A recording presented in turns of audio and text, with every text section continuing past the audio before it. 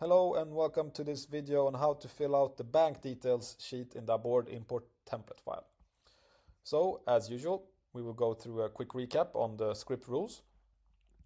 First is the red columns are mandatory to fill out.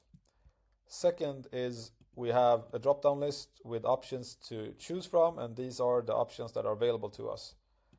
And the last rule of the script is that the Abord ID is what you type in the column A here, or the employee work email. And again, this needs to be filled out the exact same way all across the worksheets so that we can connect the data to the correct employee. So you type in the Abord ID here and you follow that up with picking one of the account types. We will pick Sweden. What you will see is that a lot of more cells turn up red. And that shows us which ones are mandatory. And obviously bank name is one, followed by account number. And then lastly we have extra one here.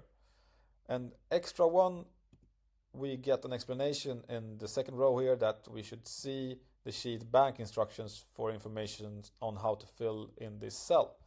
So at the bottom here next to bank details we have that sheet. So let's press it. And then, depending on account type, the correct data should be inserted into extra 1 and extra 2.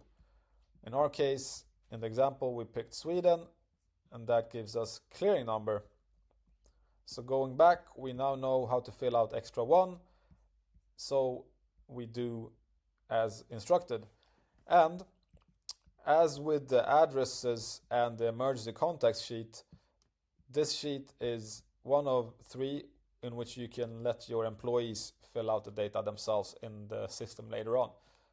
So you can actually delegate this to them if you don't have this data, you're not confident it's the correct data, or just want them to get familiarized with the system themselves. But if you choose to do it yourselves and help them, it would look something like this.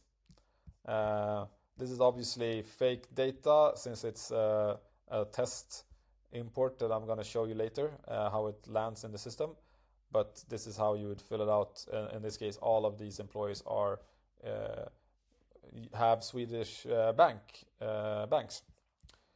So this is how it looked like filled in, but you start from here. Good luck.